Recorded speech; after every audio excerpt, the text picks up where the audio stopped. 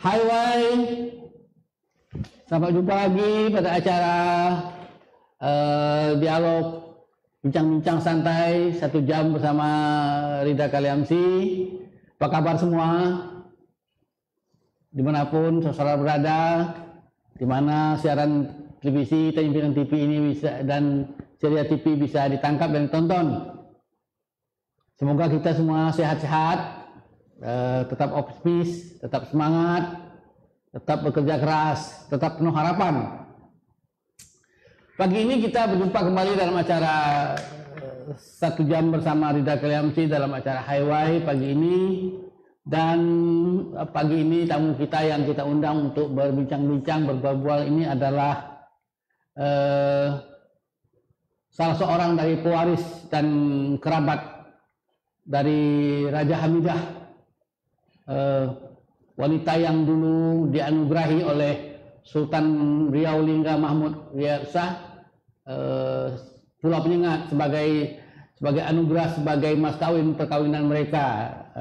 Dan inilah dia yang kita undang, Dr. Raja Suzana Hamzah, ya, salah satu dari pewaris, salah satu dari keturunan Raja Hamidah. Rasanya ini dari sebelah adiknya, ya, dari Raja Ahmad. Ya, jadi Raja Hamidah itu punya adik-beradik, ada Raja Ja'far, ada Raja Ahmad, ada Raja Idris dan lain-lain. Jadi Dr. Raja Suzana ini dari garisnya Raja Ahmad. Raja Ahmad itu menurunkan Raja Ali Haji terus sampailah kepada Raja Suzana dan saudaranya yang lain. Nah, mengapa kita undang dokter kita yang satu ini untuk berbincang-bincang pagi ini? Ini begini latar belakangnya. 155 tahun yang lalu di Pulau Penyengat itu berdiri sebuah lembaga cerdik pandai namanya Rusdiah Club. Nah, ini 155 tahun yang lalu sudah ada tradisi keilmuan, tradisi kecendekiawanan di sana di pulau itu, dan dari lembaga inilah kemudian banyak sekali sumbangan pemikiran-pemikiran bagus, pemikiran benar tentang kebudayaan, tentang politik, tentang sosial dan segalanya itu. Dan itu merupakan sebuah sejarah panjang, sebuah kerja keras dari para intelektual di sana. Nah, kita ingin tahu setelah 155 tahun tradisi keilmuan itu seperti apa di Pulau Penyengat itu, seperti hebat seperti apa orang-orang di Penyengat selama 155 tahun mewarisi tradisi itu. Nah, dari riset kami, dari tanya-tanya itu ternyata selama 155 tahun ini, kalaulah doktor ini dianggap sebagai simbol keilmuan, setelah doktor itu kan profesor itu biasanya perguruan tinggi. Nah, kalau keseharian-harian itu doktor ini udah gelar keilmuan yang paling tinggi lah yang ada di pada anunya. Nah, selama 155 tahun ternyata Zana itu hanya baru ada 3 orang di Pulau Penyengat yang menjadi dokter, dan 3 orang itu pun ternyata 2 ini di luar, tinggal awak sendirinya jadi dokter. Jadi awak ini semacam pancang tiang topang yang ada di Penyengat, orang dianggap orang berilmu dengan dokter seperti itu. Nah, dengan latar belakang pemikiran seperti itu, kami ini kepingin tahu bagaimana sebetulnya pandangan awak sebagai seorang yang dianggap berilmu, dianggap sebagai tahu, sebagai keturunan itu tentang masa depan Pulau Penyengat ini, baik dalam konteks sejarah, baik dalam konteks budaya, baik konteks wisata, dan sebetulnya maunya warga Penyengat itu seperti apa. Kemarin kan Pak Gubernur waktu dia dilantik kan, setelah syukuran di gedung daerah kan dia pergi ke Penyengat, dia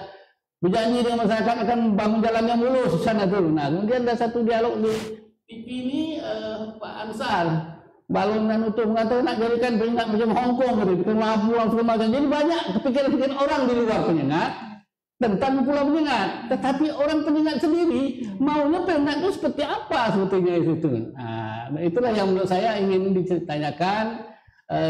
Mudah-mudahan gagasan-gagasan pikiran-pikiran dari para pewaris, daripada warga Penyengat sendiri didengar oleh pemerintah dan menjadi acuan untuk masa depan Penyengat ke depan. Karena pulau ini sudah luar biasa menyumbang pada kebudayaan Indonesia. Dari pulau inilah bahasa Melayu itu dikembangkan, dibesarkan, dan kemudian disumbangkan kepada bahasa Indonesia. Sumbangan terbesar tamadun Melayu kepada negara Indonesia itu melalui bahasa itulah. Oke, jadi dialog kita siang ini, buah-buah kita siang ini kita bagi 4 sesi, 15 menit pertama, kita kedua, ketiga, keempat. Gitu. Nah, yang pertama ini adalah cerita sedikit lagi, bagaimana ceritanya sehingga awak ini bisa jadi dokter, bisa mau jadi dokter. Dan dokter ini dokter apa? Dokter bidang ilmu apa? Ilmu budaya, pendidikan lain. Yang mendorong awak tuh mau tiba-tiba menjadi keinginan besar menjadi seseorang yang terpandang secara keilmuan di Penyengat itu seperti apa? Ceritalah sedikit ke belakang. Terima kasih Datuk telah mengundang saya. Sebenarnya cita-cita untuk sekolah tinggi itu memang sudah dari kecil. Dari kecil memang tradisi di keluarga itu memang sedari saya sekolah dasar itu orang tua sudah terbiasa memberikan bacaan-bacaan. Kami tinggal di Pulau Penyengat. Jadi setiap pulang kerja almarhum ayah itu pasti membawa bahan bacaan. Pasti, pada masa lalu itu kan tidak ada sebanyak ini penerbitan. Tapi justru penerbitan yang katakanlah bergengsi lah seperti Kompas, Tempo, ya koran-koran seperti itu. Saya masih kecil, setiap hari lah, sehingga membaca itu merupakan suatu kebutuhan rasanya. Setiap hari menunggu ayah pulang ke rumah untuk hari ini membaca apa. Jadi tradisi itu diwariskan oleh keluarga. Ayah awak ini, para pemirsa semua, ayahnya dia ini Raja Hamzah Yunus. Ini salah seorang tokoh budayawan, yang handal di bidang budaya, yang banyak tahu tentang budayaan di Kerajaan Melayu Riau. Ya, teruslah. Jadi itu orang tuanya. Ayah. Kemudian pamannya juga orang hebat juga ini. Nama Raja Raja Hasan Yunus. Ini salah seorang sastrawan besar Indonesia di Semenanjung Tanah Melayu ini. Ya, untuk menjadi itu mungkin latar belakang kenapa saya bercita-cita tinggi untuk sekolah, walaupun dah tua masih tetap semangat bersekolah. S3, kemudian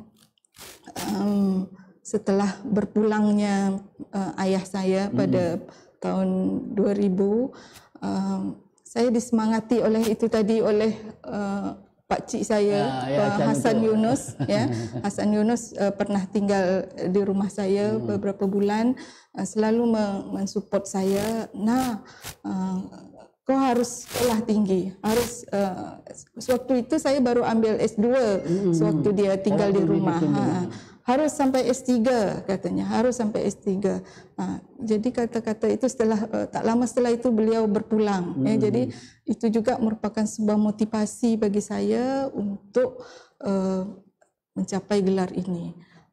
Walaupun dengan segala keterbatasan yang kami lalui untuk mencapai ini. Tapi mengapa memilih bidang pendidikan, bidang kebudayaan itu? Apa sebab tidak lari ke sana itu? Latar belakang sebenarnya saya ini ada seorang pendidik, saya seorang guru. Saya seorang guru, alumni pendidikan bahasa dan sastra Indonesia. Saya menjadi guru, kemudian saya mengabdikan diri saya menjadi guru di SMP di Pulau Penyengat. Kemudian beriring waktu, kemudian saya menjadi kepala sekolah di sana. Jadi kebetulan dengan keterbatasan status kita sebagai ANS dan ada program yang buka, itu adalah program manajemen yang bisa manajemen pendidikan. Jadi kita mengambil itu. Sebenarnya kalau ditanya keinginan hati lebih ingin memilih bidang budayaan. Itu dengan pendudukan provinsi sebagai tempat pengabdian. Tapi rasanya itu hanya tidak menjadi. Di mana S3-nya tuh? Saya di UNJ, Universitas Negeri Jakarta. Di Jakarta. Jadi bolak-balik Ya, selama menyelesaikan S3 itu. Iya, bolak-balik dengan biaya sendiri.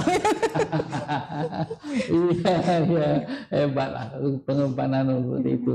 Tapi bagaimanapun dengan latar belakang ilmu pendidikan itu tentu ada aspek kebudayaan yang diajarkan sana. Jadi ilmu itu tetap berguna kalau sana ingin mengembangkan visi kebudayaan untuk bagaimana Pulau Penyengat tetap ribuan sampai ribu tahun lalu tetap menjadi sebuah pulau yang menyumbang besar pada visi kebudayaan. Ya, sampai di tahap akhir untuk disertasi pun saya masih mengambil sedikit yang ada hubungannya dengan kebudayaan. Saya mengambil tentang manajemen pendidikan budi pekerti di Pulau Penyengat. Oh, sebagai bahan sebagai bahan disertasi PhD. Kita mengambil kearifan lokal yang ada di Penyengat. Iya, jadi mungkin saya ingin tahu bagaimana secara garis sedikit lah cerita dari garis keturunan itu mulai dari Raja Hamidah itu seperti apa kira-kira sampai ke garis sampai keturunan. Mungkin ada yang pengen tahu seperti apa garis lah ke pewarisan sejarahnya seperti itu. Ke garis turunan ya, sampai ke atas gitu ya. Saya Raja Suzana Fitri binti Raja Hamzah bin Raja Haji Muhammad Yunus bin Raja Ahmad bin Raja Umar bin Raja Ahmad Engku Haji Tua bin Raja Haji Fisabilillah. Sampai kan itu, sampai dari celak sampai itu. Jadi garis keturunan seperti itu. Jadi ini dari garis keturunan Raja Ahmad, Raja Ahmad dan Raja Ali Haji, yaitu anak dia, dan dua orang ini adalah orang yang menulis buku terkenal yang sekarang jadi referensi sejarah, namanya Tuhfatul Nafis. Itulah jadi rujukan orang dari mana-mana. Jadi tradisi ilmu dan menulis buku-buku besar itu sudah ada di Penyengat, di pulau kecil itu sudah ratusan tahun. Nah, sekarang ini kita nanti bercakap bahwa mungkin apa kira-kira yang sudah dihasilkan lain selain yang membuat Pulau Penyengat menjadi tetap dikenal orang dari segi keilmuannya seperti itu. Nanti kita break ke sisi kedua. Sementara ini kita close dulu. Nanti kita lanjutkan pada sisi kedua. Oke. Hai, kita break dulu. Nanti kita lanjutkan pada sesi yang kedua.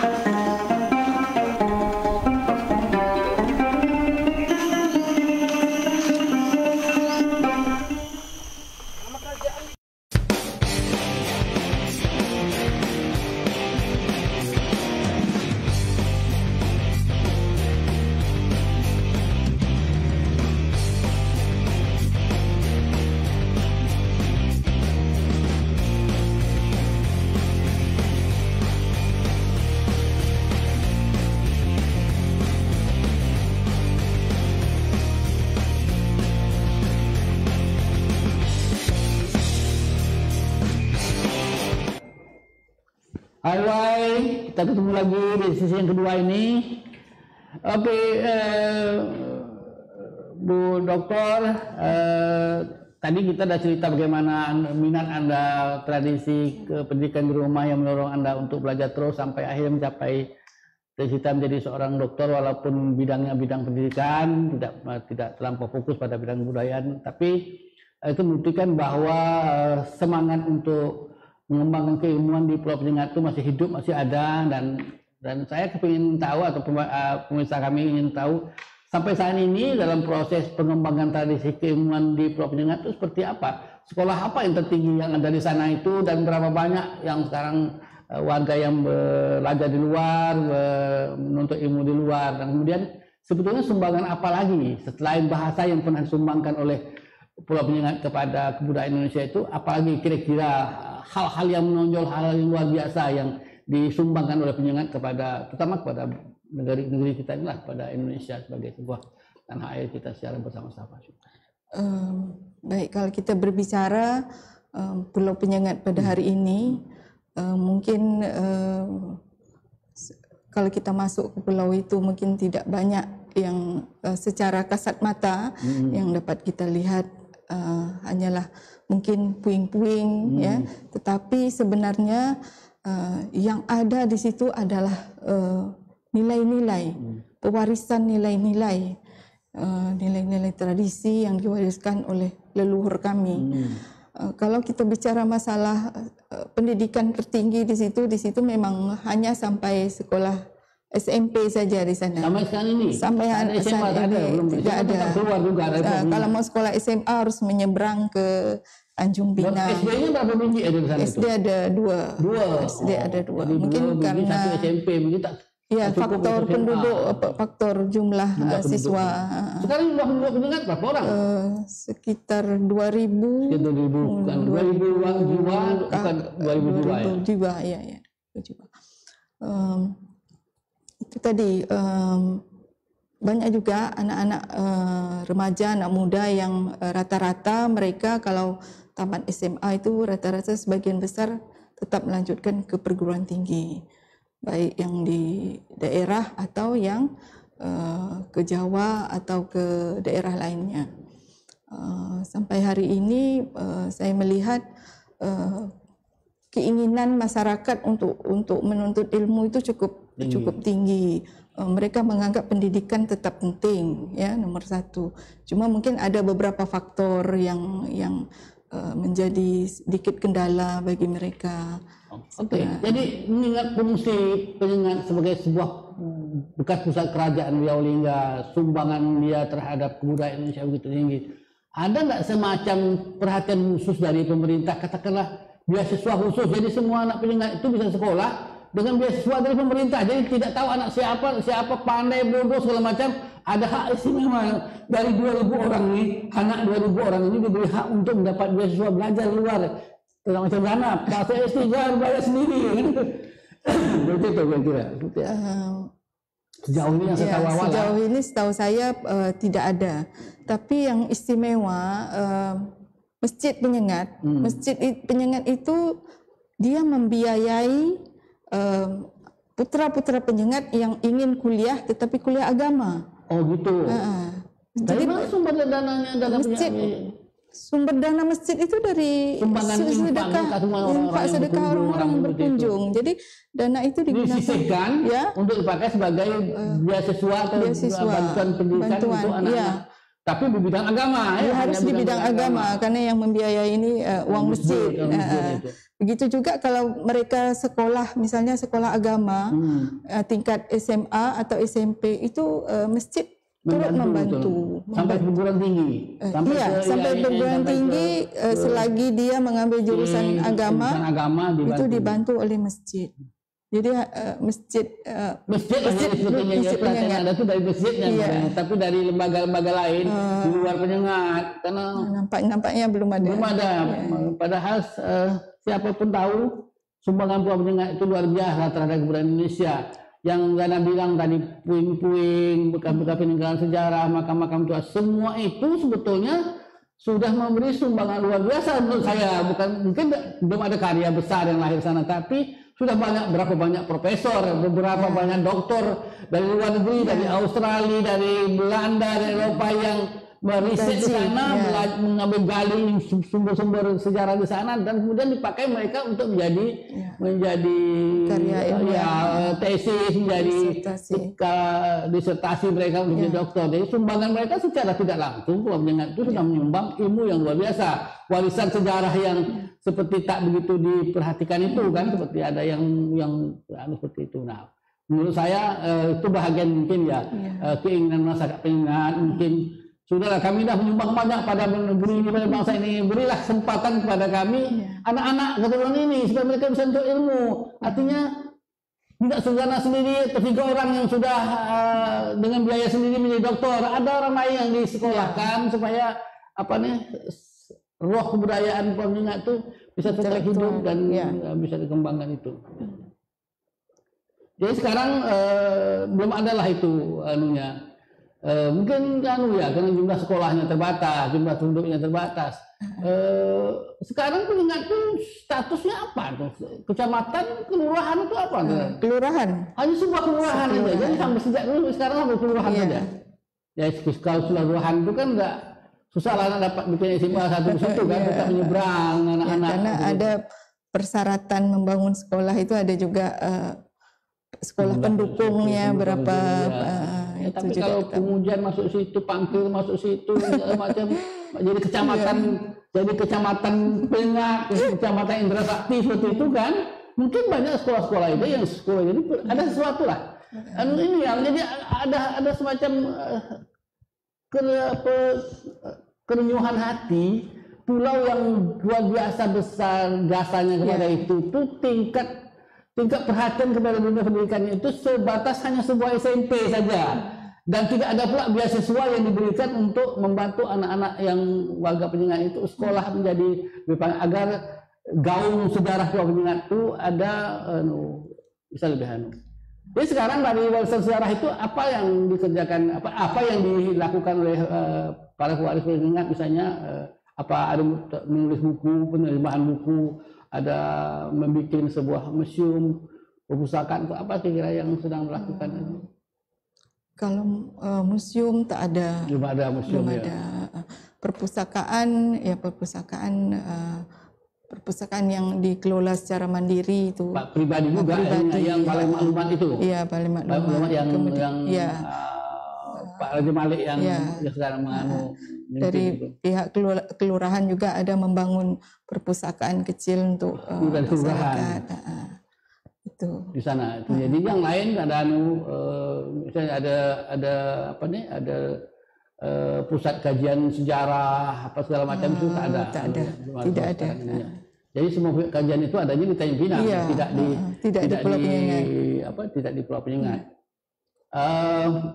Ada buku-buku baru besar, buku-buku apa yang ditulis setelah Raja Ali Haji, setelah Tufatul Nafis, ada buku besar apa yang ditulis orang di Pulau Penyengat sekarang oleh karena saya sendiri, karena latar belakang saya seorang guru, mungkin saya juga ada beberapa menulis buku yang gunanya untuk anak-anak sebagai muatan lokal. Misalnya jadi anak bidang pendidikan tidak buku budaya murni. Seperti saya ada menulis tentang masakan tradisional Melayu, kemudian saya menulis tentang pakaian tradisional Melayu, kemudian ada beberapa cerita rakyat. Itu diterbit secara pribadi saya sendiri atau diterbit oleh pemerintah daerah melalui lembaga katakanlah dinas kebudayaan atau apa? Ada. Kalau beberapa buku ada dari Pemko Tanjung Pinang, kemudian ada juga dari Dinas Kebudayaan Provinsi Kepri. Marhum Datuk Jagana Haji Muhammad Yunus juga menulis buku, katanya saya catatan ada beberapa buku-buku penting itu buku itu sekarang sudah diterbit ulang atau belum ada? Belum pernah kami jumpa terbitannya. Saya rasa banyak sekali buku-buku sebenarnya yang layak untuk kita terbitkan lagi pada masa sekarang. Atau terbitkan lagi, dan mungkin karena belum ada pengalih aksara, jadi ya transliterasi naskah dulu, kemudian kita terbitkan. Jadi banyak sekali naskah-naskah lama itu yang sampai hari ini hanya terbiar saja tanpa dibaca. Jadi dengan adanya usaha itu kan, usaha penerbitan dengan alih aksara itu, kita bisa dapat orang umum lebih dapat bacanya. Masih untung ada balai maklumat ya. Balai maklumat masih berapa banyak, tahu berapa jumlah banyak buku atau naskah apa yang tersimpan di balai maklumat itu sampai saat ini yang masih terpelihara. Itu masih sekitar hampir 200 naskah, 200 manuskrip. Kemudian buku-buku penunjang tentang bacaan tentang kebudayaan itu tentang agama ya. Itu sampai sekarang masih kita kelola secara pribadi lah, secara mandiri. Itu dibantu oleh pemerintah daerah, ada anggaran khusus dari Dinas Kebudayaan atau apa untuk balai maklumat? Saya rasa sampai sekarang belum ada. Belum ada ya. Itu masih tetap besar sumbangan-sumbangan orang yang datang berkunjung seperti itu, jadi dikelola sendiri, bayar sendiri seperti itu. Oke, kita lanjutkan dengan cerita yang seterusnya, bahwa sebetulnya menurut pandangan Bu Rana, sebaiknya bagaimana penyengat itu dikembangkan dari aspek ini. Nampaknya menurut pandangan saya sehari-hari, penyengat ini terlampau dielu-elukan, besar sebagai daerah tujuan wisata. Jadi tujuan sebagai warisan kebudayaan itu tak begitu besar perhatian. Sebetulnya bagaimana menurut Bu Rana sendiri, sebenarnya harusnya begitu seperti apa gitu? Sebenarnya di dalam Pulau Penyengat itu sendiri ya, kita di dalam itu ada keinginan tertentu, kita maunya seperti ini. Pemerintah atau apanya maunya seperti ini. Jadi sebenarnya belum menyatu saja antara keinginan masyarakat dengan pemerintah. Jadi yang selalu terjadi itu tiba-tiba masuk misalnya proyek pengerjaan ini, tanpa misalnya kita masyarakat tanya, ini membangun apa, ini buat apa, ini segala macam, saling bertanya, ini mau bangun apa, ini tempat kami mau apa, sehingga kita orang yang berada di sempadan itu pun tidak tahu sebenarnya mau bangun apa. Nah, itu seringkali terjadi. Jadi alangkah bagusnya jika keinginan masyarakat itu didengarkan juga lah, di kompen ya, seperti apa sehingga antara tidak ada kesulitan, tidak ada bentrokan dan lain sebagainya dalam pengembangan Pulau Penyengat. Selalunya kadang-kadang orang merasa susah masuk Penyengat karena masyarakatnya begini atau menolak atau apa ya kan, sebenarnya komunikasi saja, komunikasi yang tersumbat atau bagaimana, keinginan dari bawah seperti apa. Mungkin level kelurahan itu terlampau kecil mungkin ya, sehingga nanti artinya dalam konteks bukan saja anggaran, bukan saja sistem mengumpulkan informasi, sistem merancang pembangun segala macam. Jadi kalau mereka kelurahan itu dia masih panjang lagi sampai ke kecamatan di sana kan belum tentu keinginan masyarakat semuanya itu akan padahal sebetulnya Pulau Penyengat ini tak bisa dilihat, menurut saya tidak bisa dilihat dalam konteks jumlah penduduk, tidak boleh kontak dengan rumah tangga, tidak boleh. Tapi ini sebuah pulau yang mempunyai peran penting dalam tentang kebudayaan. Saya rasa di Kepulauan Riau ini ada dua tempat yang paling penting untuk masalah kebudayaan Melayu ini. Hanya satu Pulau Penyengat dan kedua Dae. Dua tempat itu paling penting. Sama tiga Bintan lah, Bintan ada tiga tempat-tempat. Nah, tiga tempat itu kalau misalnya dia hanya dalam visi di sebuah kelurahan, lurah berapa kuat lah, berapa tahanan dia, berapa besar lah penghasilan lurah itu kan, kalau datang tamu banyak-banyak dari luar, mana dia nak survei apa segala macam susah. Saya perlulah ada satu status khusus Pulau Penyengat, apalagi pulau ini sudah jadi, kabarnya sudah jadi warisan dunia pula, masuk dalam salah satu heritage untuk warisan dunia. Jadi salah satu tempat penting di dunia sebagai warisan sejarah. Nah, hal seperti itu mungkin tak cukuplah dijaga oleh seorang lurah, mungkin perlu dan masyarakat pernah mengajukan usul tak? Dulu pernah ada wacana untuk membuat seperti kecamatan khusus, kecamatan khusus Pulau Penyengat ini. Tapi dalam perkembangannya kemudian meredup sendiri, hilang. Takut sebut khusus, nanti nak jadi sultan sendiri pula. Nak jadi kerajaan semua kata dia begitu. Saya perlu ada hak istimewa lah. Penyengat itu harus ada hak istimewa. Hak istimewa pada sistem pemerintahan, hak istimewa pada sistem pendidikan, hak istimewa pada kegiatan-kegiatan lain, perhatian-perhatian lain. Ada satu anggaran khusus yang mesti disediakan pemerintah dalam bidang kebudayaan atau memberi kepada penyengat supaya berkembang. Bagaimana Balai Maklumat bisa menambah khazanah dia, buku-buku dia, karena saya dengar dari teman-teman saya semua wartawan apa semuanya, kalau mereka ke Penyengat itu selain mereka berkunjung ke masjid raya yang besar dan megah itu, mereka ke Balai Maklumat. Karena kesitulah mereka mendapatkan informasi tentang sejarah perkembangan kerajaan Riau Lintas itu. Jadi Balai Maklumat itu walaupun secara pribadi dikelola oleh dari warisan almarhum ayahanda Raja Hamzah ya, sampai dikelola oleh anak-anak, tapi itu sebenarnya sudah menjadi warisan dunia juga, karena banyak sekali orang yang sudah jadi dokter, jadi apa-apa berdasarkan naskah-naskah kuno apa segala macam itu. Jadi menurut saya menarik, ini perlu ada semacam resolusi bersama mungkin ya, bikin petisi, petisi kecamatan khusus apa namanya lah, ada gerakan seperti itu. Nah, mungkin karena satu-satunya dokter inilah yang bersuara seperti itu dari Penyengat. Kalau yang besar itu ilmuwan, jadi membangkit kembali Rusdiah Club sebagai sebuah kekuatan moral di sana. Mungkin ya sayang Ayah Hasan sudah meninggal, seperti itu, jadi kekuatan-kekuatan intelektual yang lain yang pendukung seperti itu mungkin sekarang ini ada visi apa dari Penyengat itu untuk ke depan, katanya perhatian khusus apa sekarang yang diberi pemerintahan? Kan katanya gedung bahasa itu sudah gagal, gak jadi. Apa yang sekarang diberi perhatian khusus oleh pemerintah daerah dalam hal ini membangun Penyengat? Mungkin pemerintah itu lebih fokus ke fisik saja, pembangunan jalan infrastruktur di pulau itu. Yang saya lihat hanya itu saja dulu sekarang ini. Untuk memudahkan orang ke mana pelabuhan, panjang pelabuhan makin panjang begitu ya. Panjang ya. Akses jalan.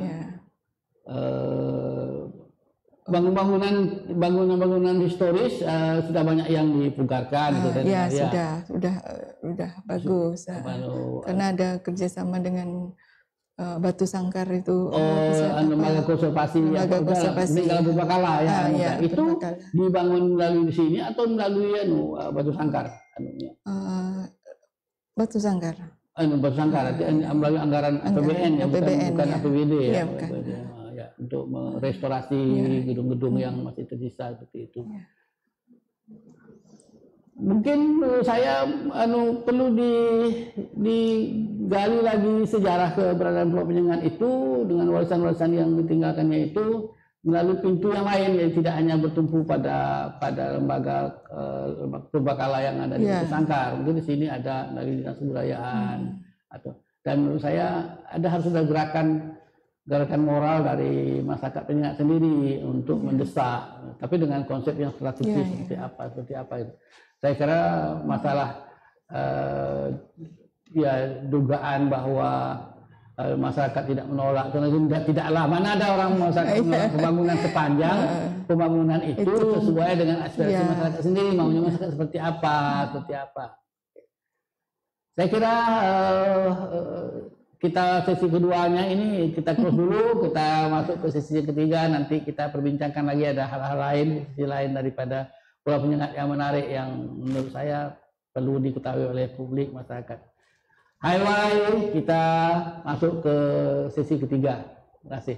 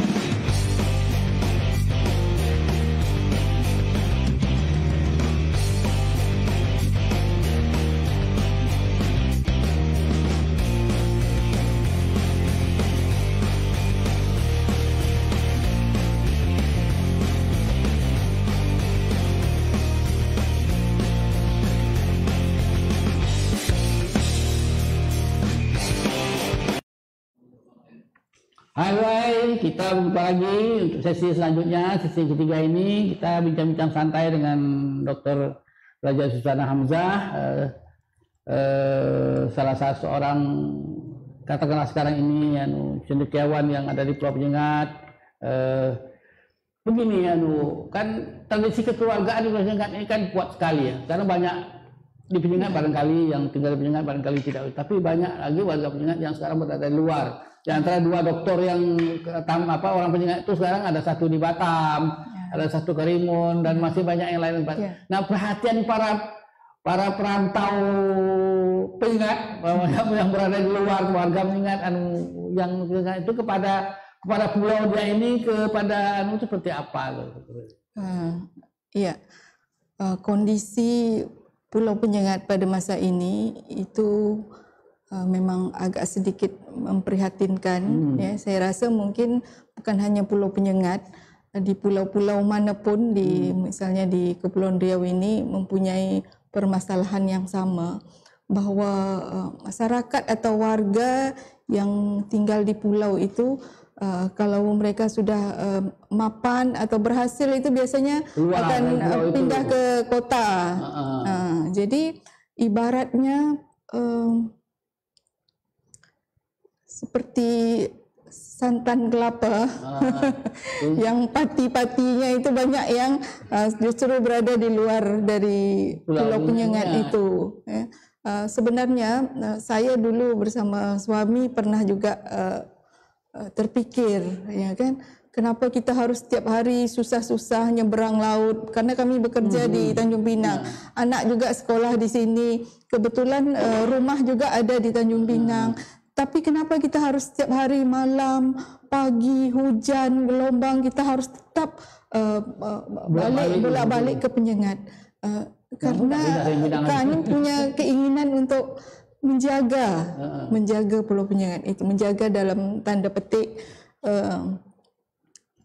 itu tadi, ingin menjadi semangat, ingin tetap memelihara. Kalau kami juga pergi, bagaimana? Bukan berarti merendahkan orang lain, tidak. Tapi kita lebih konsen, kita lebih perhatian terhadap Penyengat itu. Jadi memang kita punya visi bahwa kita akan tetap berada di Penyengat insya-Allah sampai akhir. Makanya kita tetap tinggal di situ, walaupun mengenai kawan-kawan yang sudah berhasil kebanyakan kalau saya tanyakan kenapa tak tinggal di Penyengat, kenapa harus itu, mereka capek bolak-balik, harus nyebrang setiap hari, akan lebih praktis tinggal di Tanjung Pinang, tinggal di Batam atau di mana. Tapi yang sangat membahagiakan kami itu ketika Lebaran. Ketika Lebaran itu hampir semua balik semua.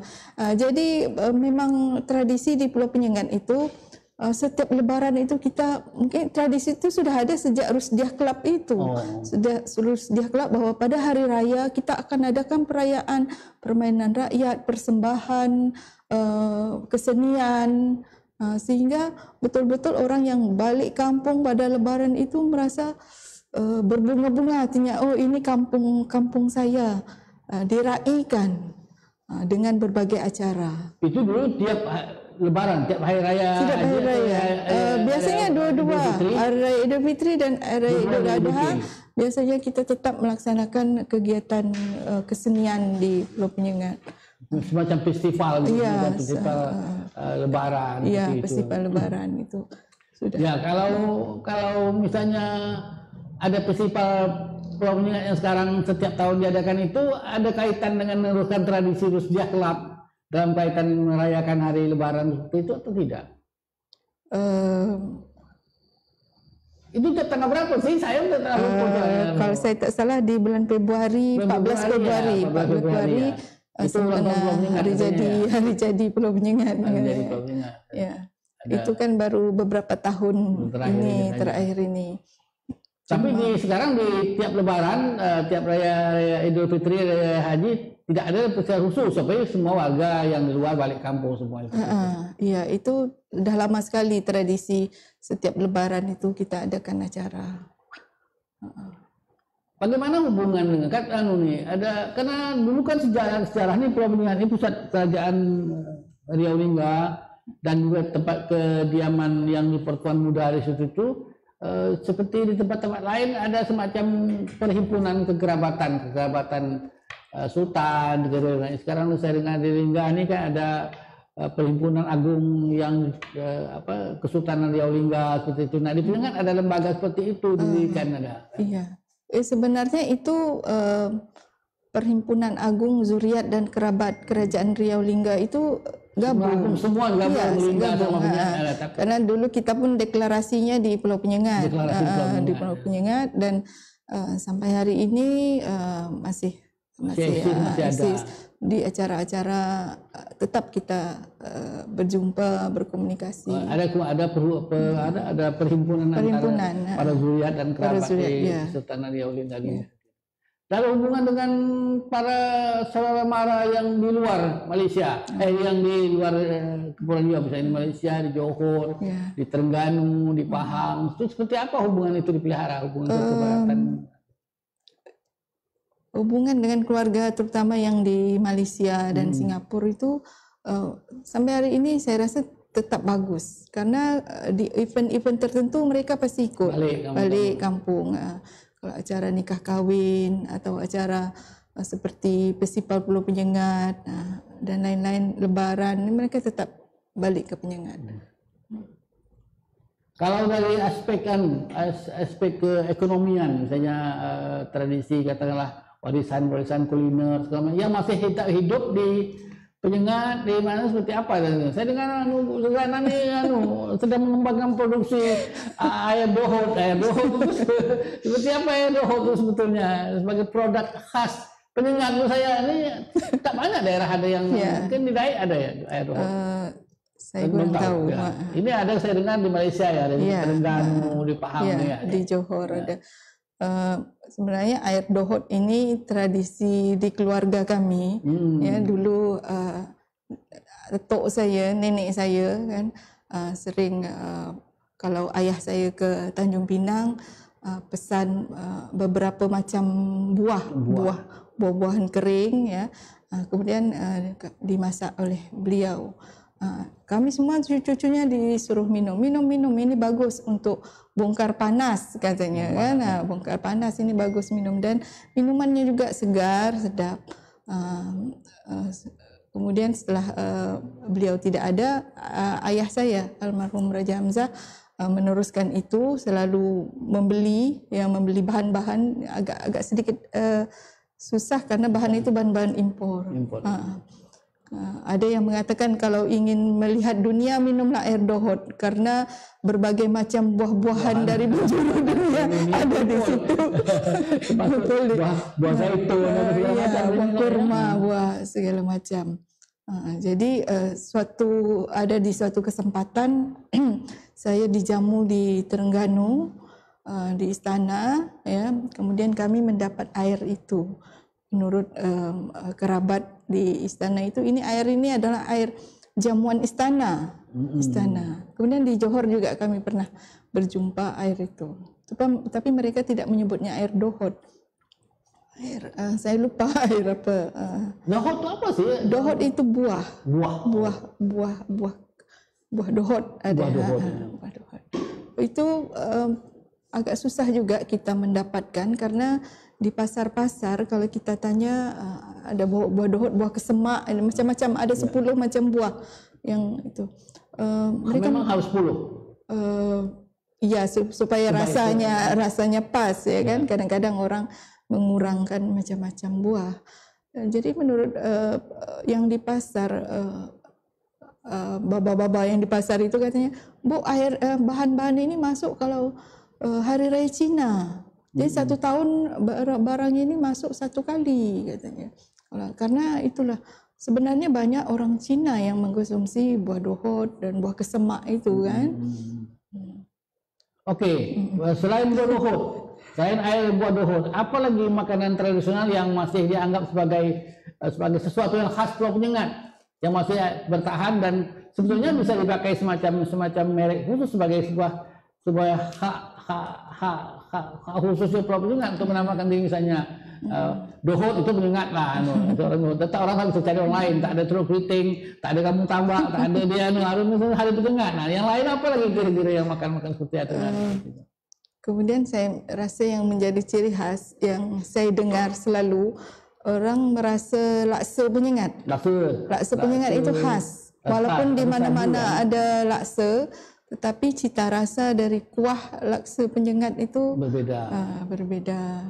Kemudian nasi dagangnya juga. Karena kami selalu menerima tamu mereka selalu mengatakan, kok beda rasanya dengan tempat lain, kok beda rasanya. Nasi dagangnya ya? Nasi dagang. Jadi buah dohot, air dohot, laksa sagu, nasi dagang. Ada satu lagi yang belakang ini pakai yang kole-kole. Ya, kole-kole agak berbeda gitu. Ya, kole-kole karena atasnya itu kita pakai tai minyak, orang mengatakan tai minyak. Bekas minyak, masak minyak. Dan saya yang agak unik, kemarin saya pernah menulis kue-kue kita itu banyak memakai kata ulang. Kole-kole, deram-deram, epok-epok. Banyak saya kemarin pernah kita mendatanya banyak sekali yang memakai kata ulang. Yang memakai kata ulang. Apa kira-kira sebabnya itu? Mungkin ingin lebih mempertegas.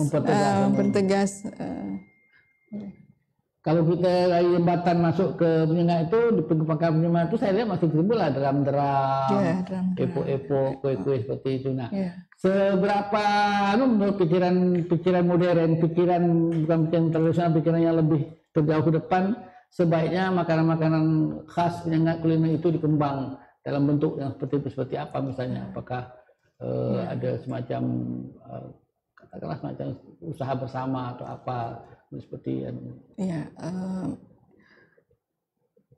sampai hari ini pengelolaan itu dan pemikiran mereka itu masih sangat sederhana. Dia hanya menjual kemudian laku sudah. Dia belum memikirkan bagaimana kemasan yang bagus, bagaimana supaya ini bisa dibawa pulang sebagai oleh-oleh, terutama packagingnya itu juga masih belum. Jadi mungkin peran pemerintah di sini lebih KM atau apa pembinaan untuk merangkul masyarakat yang usaha kecil-kecil, industri kecil rumah tangga. Karena kalau misalnya nama Penyengat itu tercerabut, hilang lagi khasnya itu. Jadi kalau misalnya orang makan laksa, ada khas bedanya, misalnya laksa daik dengan laksa Penyengat, hal seperti itu. Mempertahankan semangat tradisional Penyengat itu dalam kuliner dan produk-produk yang lain. Oke, nah ini mungkin sesi terakhir yang katakanlah dalam semangat keilmuan awak sebagai seorang dokter, sebenarnya apa keinginan awak yang paling besar yang ingin awak bisa wujudkan di Penyengat sebagai sebuah komitmen pewaris, komitmen terhadap Pulau Penyengat ke depan, dan ini mungkin bisa disampaikan pemerintah sebagai sebuah usul, saran, kalau perlu deklarasi lah bagaimana masa depan di Penyengat itu ke depan untuk menjadi pulau itu tetap menjadi roh sejarah Kerajaan Melayu Riau. Saya selalu mengingat kata-kata almarhum ayah saya. Beliau selalu mengatakan, kita tak apa tinggal di kampung, kita tinggal di kampung, tapi kita jangan kampungan. Itu kata-kata. Tak apa tinggal di kampung, tapi jangan kampungan. Itu luar biasa menusuk hati saya kata-kata itu. Jadi dengan itu kita selalu berpikir, apakah aku kampungan, gitu kan? Dengan bertindak seperti ini, apa yang harus aku lakukan supaya istilahnya martabat kita naik. Jadi sebenarnya itu juga lah yang sewaktu saya menjadi guru di Pulau Penyengat itu, saya menjadi kepala sekolah di SMP Penyengat itu, saya selalu memberikan semangat pada anak-anak. Nak, kita orang kampung, kita orang pulau, tapi kita jangan kampungan. Ayo kita bersemangat, kita harus meraih cita-cita yang tinggi. Itu yang selalu setiap angkatan saya berikan semangat mereka seperti itu. Jadi di Penyengat tuh masih kuat sekali perasaan merasa sebagai orang kampung. Padahal ini bukan kampung, ini sebuah pusat kerajaan besar dulunya. Jadi pemikiran menjadi kampung itu membuat mereka drop pemikiran. Kadang-kadang yang melabelkan mereka kampung itu dari luar, misalnya kan dari kawan-kawan dari apa. Dulu kan kami waktu masih kecil-kecil sekolahnya di Pinang, selalu diejek. Oh, sampan bocor, katanya kawan-kawan. Kadang kita pulang ke rumah kita bercerita kami diejek. Nah, itulah kita tak kebesaran Penyengat sebagai sebuah pusat pemerintahan, pusat yang tua segala macam itu memang redup selama ini menjadi sebuah diksi, sebuah kampung saja, sebuah reduksi pemikiran. Sejarah waktu terhadap Pulau Penyengat, padahal pulau ini luar biasa sumbangannya kepada kemajuan kebudayaan, peran sejarah yang melakukannya sampai hampir 200 tahun seperti itu, sehingga sekarang menjadi dianggap sebagai sebuah kampung, sebuah pulau. Memang berdosa betul rasanya menjadikan Penyengat itu sebuah desa. Mungkin harus ada upaya lain supaya mengembalikan kembali kebesaran Penyengat itu ke depan. Jadi sepanjang Penyengat itu tetap saja sebuah kampung, dianggap sebagai pulau, sebagai kampung, sebuah desa seperti itu, pemikiran masyarakatnya tetap tereduksi, tergerus, tetap menganggap dia sebagai orang kampung, sebagai orang pulau. Padahal itu di sebuah pusat kemajuan kebudayaan, sebuah pemikiran dan di dalam catatan sejarah seperti yang ada itu, Rusdiah Club itu dianggap sebagai salah satu cikal bakal nasionalisme di Indonesia. Karena itu di rantau ini, bukan Indonesia, di rantau Melayu ini, dan karena itu Belanda kan sangat takut dengan Rusdiah Club ini, karena dipaksa bagaimana supaya bisa bubar kan. Nah itu 155 tahun ternyata pikiran yang besar itu, pikiran hebat itu tereduksi, tergerus oleh pemahaman sendiri kita bahwa kita Penyengat itu hanya sebuah kampung, sebuah pulau dan sebuah komunitas dari masyarakat Sampan Bocor seperti itu. Jadi itu sangat berbahaya untuk masa depan Penyengat dan takkan bisa sulit bangkit kalau seperti itu akan seperti itu. Jadi mungkin baguslah misalnya kalau misalnya sekarang lembaga Zuriat, Perhimpunan Agung Zuriat Melayu Kerajaan Sultan Melayu itu diubah saja menjadi Kesultanan Riau Lingga lagi baliknya, menjadi sebuah kerajaan lagi, membangkitkan mana mungkin tidak ada tapi di Penyengat tidak apa-apa lah jadi supaya semangat kebangkitan 155 tahun kebesaran Penyengat, 155 tahun kehandalan, kehebatan Rusdiah Club itu bisa bangkit kembali. Kalau tidak akan tetap seperti ini, apalagi sekolah sampai SMP saja, status hanya sebuah desa saja, tiap hari tetap aja bolak-balik dengan perahu-perahu yang seadanya, dan menurut saya sebuah revolusi pemikiran tentang Penyengat kembali menjadi warisan dunia, menjadi sebuah sumbangan pusat kebudayaan baru. Jadi ada perjuangan seperti itu, dan menurut saya perjuangan seperti itu mestinya dari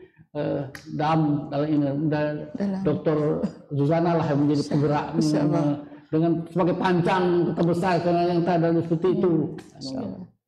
Oke, saya kira closing untuk apalagi habis waktunya closing ya. Para pemirsa sekalian, demikianlah bincang-bincang santai saya dengan Dr.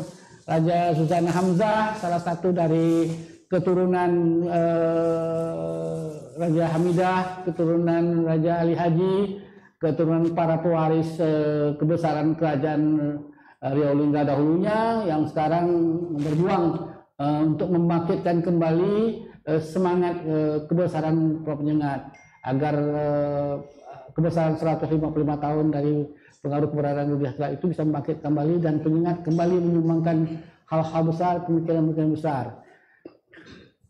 Sekali lagi terima kasih kepada pemirsa semua yang telah setia menonton acara ini, dan kita berjumpa lagi pada acara akan datang. Assalamualaikum warahmatullahi wabarakatuh. Aiwai, kita berjumpa lagi pada minggu yang akan datang. Salam sejahtera. Ya, Batin dan Puncak Cindai.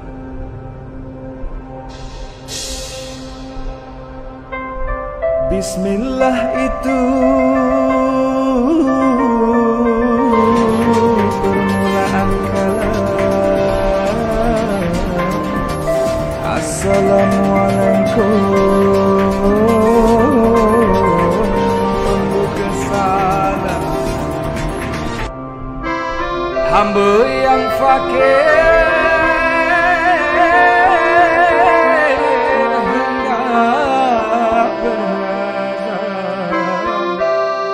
kisah lama berabad silam.